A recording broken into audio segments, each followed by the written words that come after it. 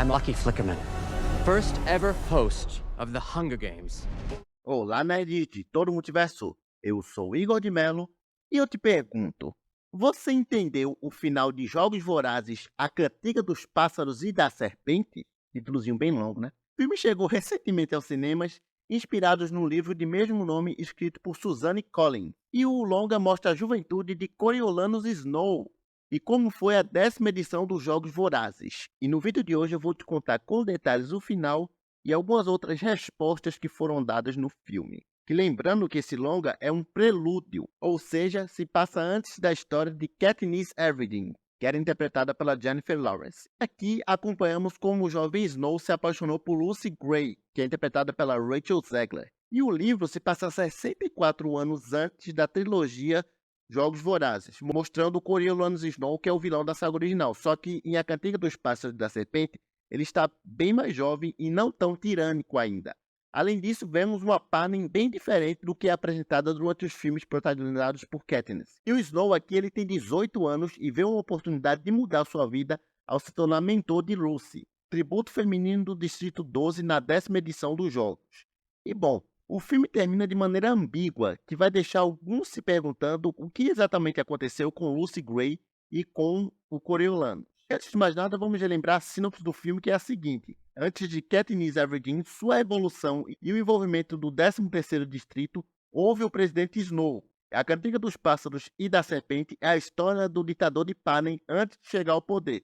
Anos antes, Coriolanus vivia na capital, nascido na grande casa de Snow, que não anda muito bem em popularidade e financeiramente. E aí ele se prepara para sua oportunidade de glória como mentor dos jogos. E o destino de sua casa depende da pequena chance de Coriolanus ser capaz de encantar, enganar e manipular seus colegas para conseguir mentorar o tributo vencedor.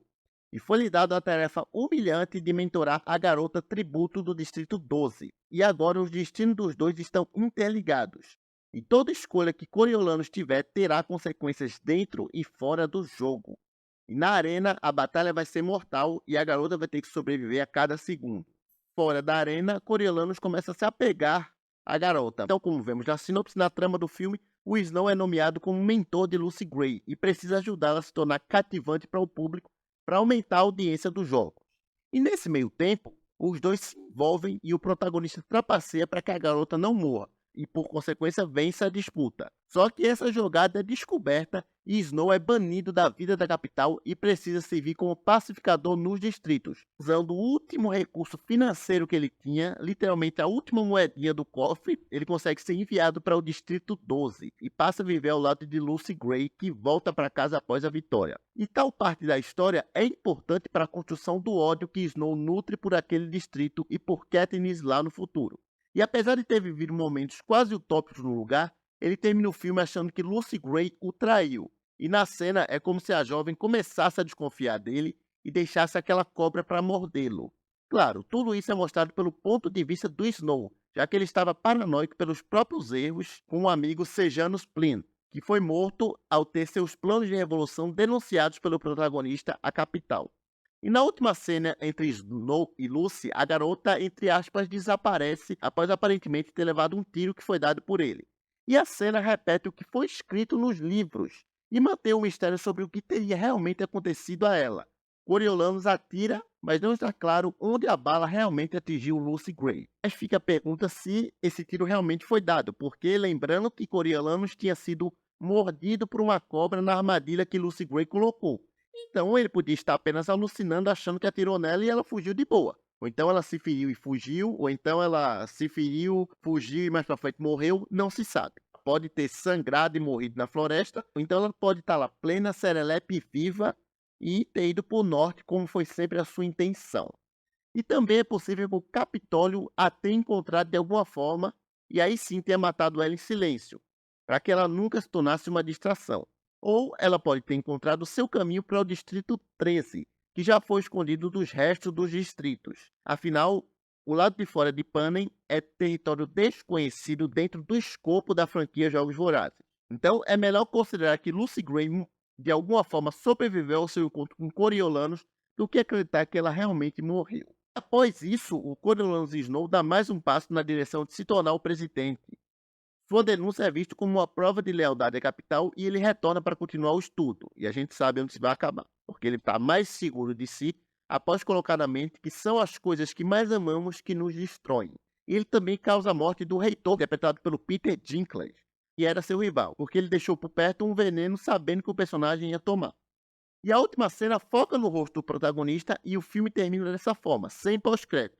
Ou seja, acabou o filme, você pode ir embora que não tem mais. Mas além disso, esse novo Jogos Vorazes tem outras questões, tipo, por que a doutora Galha enviou o Coriolanus para o Distrito 12 após os Jogos Vorazes?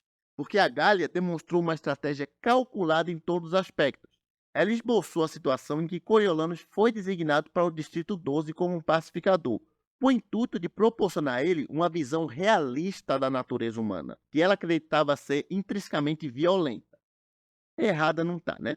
Mas era imperativo que Coriolanus abandonasse suas convicções sobre os Jogos Vorazes e a punição coletiva dos distritos, abraçando o papel dos capitólios na manutenção do controle sobre os distritos para conter sua propensão à violência.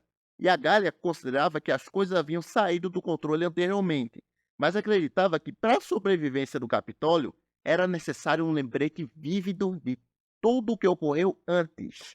E a doutora Galha compreendia que Coriolanus precisava testemunhar isso pessoalmente para poder seguir adiante. E no início do filme, a Tigris diz a Coriolanus que ele não precisa seguir os passos de seu pai, o Kratos Snow. Ela acreditava que ele tinha o potencial de ser um homem melhor do que seu pai, conhecido por ser um general cruel.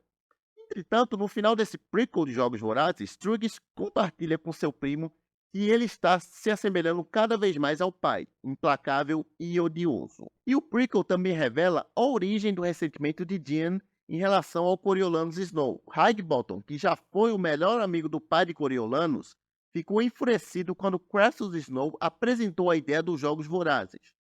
Mas para a doutora Galha, essa raiva e hostilidade se estenderam para o Coriolanus, e o Jean identificou diversos comportamentos e traços de Kratos no Coriolanus, e desejava impedir que o jovem Snow obtivesse riqueza e poder, tentando frustrar os esforços dele para conquistar o Prêmio Plin, que era uma estratégia para impedir que ele influenciasse os Jogos Vorazes.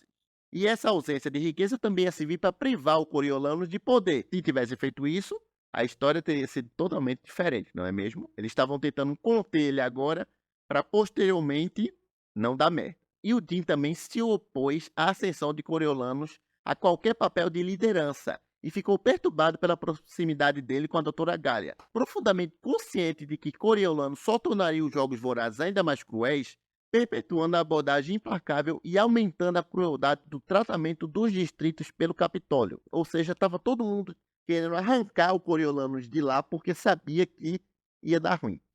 Além disso, a gente fica sabendo como a família do Snow realmente perdeu sua riqueza, porque no filme eles fazem referência à guerra e aos dias escuros, quando Coriolanus está prestes a concluir seu último ano acadêmico, e a família mal conseguia sobreviver financeiramente, dependendo apenas do seu nome influente, até que Coriolanus possa segurar o dinheiro do prêmio. Embora o filme mencione esses detalhes, a verdadeira razão para a perda da riqueza pela família Snow é revelada. A maior parte dos investimentos estava vinculada ao Distrito 13, e os Snows eram proprietários de várias instalações de pesquisas e fábricas por lá, só que perderam a maior parte da sua fortuna quando o Distrito 13 se tornou independente.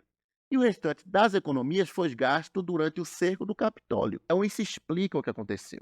E agora, voltando ao final, todo esse encerramento mostra como Coriolanus Snow nutriu ao longo dos anos um ódio particular ao Distrito 12. Mas é claro, ele sente repulsa por todos os distritos. Mas os filmes dos Jogos Vorazes sempre mostraram que havia algo quase que pessoal com esse em específico. E agora a gente sabe o porquê.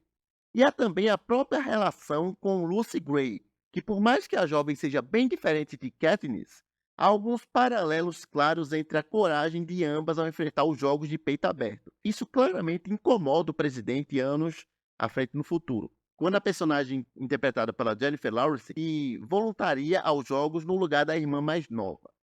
E no fim das contas, o maior medo do Snow vira realidade décadas depois. Uma jovem do Distrito 12 se torna um símbolo de liberdade tão poderoso que nem mesmo ele consegue parar.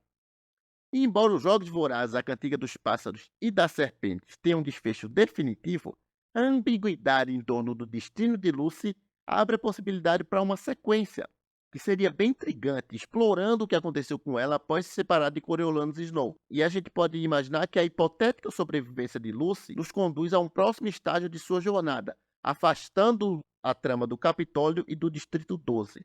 Por outro lado, o desfecho de Coriolanus sugere que ele deu os passos iniciais rumo à presidência de Panem. Uma sequência de jogos vorazes poderia acompanhar algumas décadas de sua vida, detalhando as escolhas e alianças que o aproximam de seu objetivo.